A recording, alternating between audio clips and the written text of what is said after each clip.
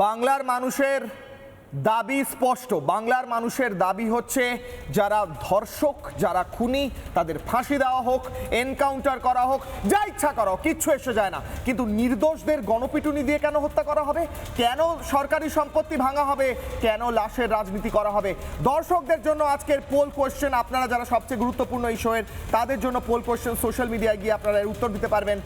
আমরা প্রশ্ন করছি আমি কিশলয় দর্শকদের, বারুইপুরে অশান্তির পিছনে কি দেশ বিরোধিতার ছক? আপনারা কি মনে করছেন, হ্যাঁ কি না? এর উত্তর আপনারা দিতে পারবেন সোশ্যাল মিডিয়ায়। শোয়ের শেষে আপনাদের সেই রেজাল্ট আমি দেখাবো। আমি তৌসিফের কাছে যাই। তৌসিফ, এর চেয়ে বড় ভয়ঙ্কর কিছু হতে পারে? মুখ্যমন্ত্রী বলছেন, পুলিশ রিপোর্ট বলছে যে একজন নির্দোষকে গণপিটুনি দিয়ে মেরে ফেলা হলো।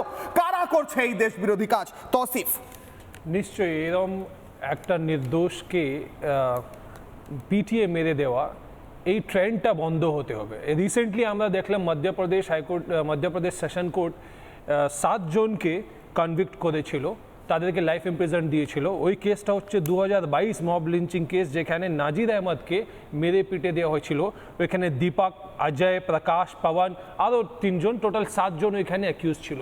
তো এই যে আমরা যেটা দেখলাম যে কোর্ট এই মব লিঞ্চিংকে সিরিয়াসলি নিয়ে মব লিঞ্চিংয়ের যারা ইনভলভ আছে তাদের এগেনস্টে শাস্তি দিচ্ছে, সেইভাবে আমরা চাইবো যে বেঙ্গলেও আমাদের কোর্ট সেইভাবে অ্যাকশন নিক। আর যারা মব লিঞ্চিং করছে, নির্দোষকে মেরে দিচ্ছে, কেন কারোর হাতে মানে কারোর রাইট নেই যে নিজের হাতে আইনটা নিয়ে নেওয়া। এবার হচ্ছে কথা যে যারা ধর্ষক বারুইপুর কেসে, তাদের বাড়ি এখনো ভাঙ্গা হলো না কেন? তাদেরকে এখন এনকাউন্টার হলো না কেন? কেন আমরা তো জানি, আমাদের নির্ভয়া সময় থেকে দেখছি, নির্ভয়া যখন এত বড় কাণ্ড হয়েছিল, আমি আপনাকে পার্সোনাল এক্সপিরিয়েন্স শেয়ার করছি। আমি সেই সময় ইংল্যান্ডে পড়ছিলাম, ওইখানে ফরেন স্টুডেন্টসরা আমার ক্লাসমেট ছিল। তারা বলছিল যে তোমার country has become a capital, rape capital of the world. I felt so bad at that time. কিন্তু সেই 10 বছর 15 বছর আগের কথা, আর আজকেও দেখে নিন রেপটা হয়েই যাচ্ছে।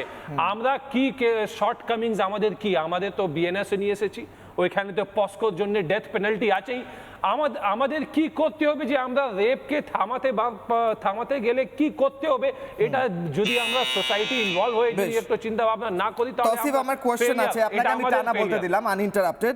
1 নম্বর কোশ্চেন হচ্ছে, প্রাক্তন মুখ্যমন্ত্রীর সময় একটা রেপ হয়ে যাওয়ার পরে একটা ধর্ষণ হয়ে, দুর্ভাগ্যবশত আমরা এমন একটি সমাজে বাস করি যেখানে ধর্ষণ বন্ধ করা যাচ্ছে না। আমরা চাই বন্ধ করা যাচ্ছে না।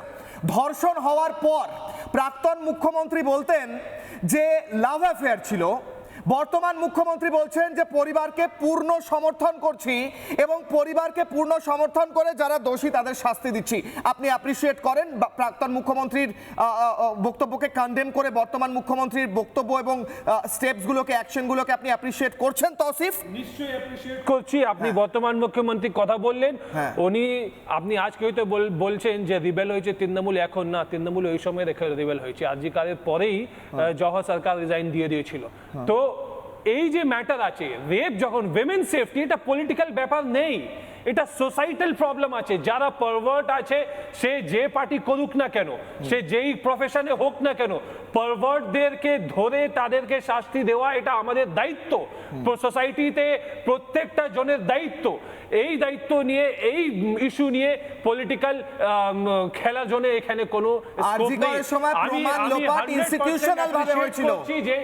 এখন প্রাক্তন মুখ্যমন্ত্রী মোমবাতি নিয়ে বেরিয়েছেন। এখন ন্যারেটিভ চলছে যে জনরোষে নাকি ঘটনা ঘটেছে বারুইপুরের ভাঙচুর এবং খুনের।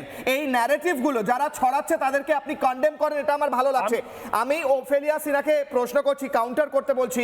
উনি বলছেন এখনো কেন এনকাউন্টার হলো না, বাড়ি ভাঙলো না। ওফেলিয়া কাউন্টার করুন। তৌসিফ আহমেদ খানকে, দেবাশিস দা এবং সৌগত দার কাছে আসছি।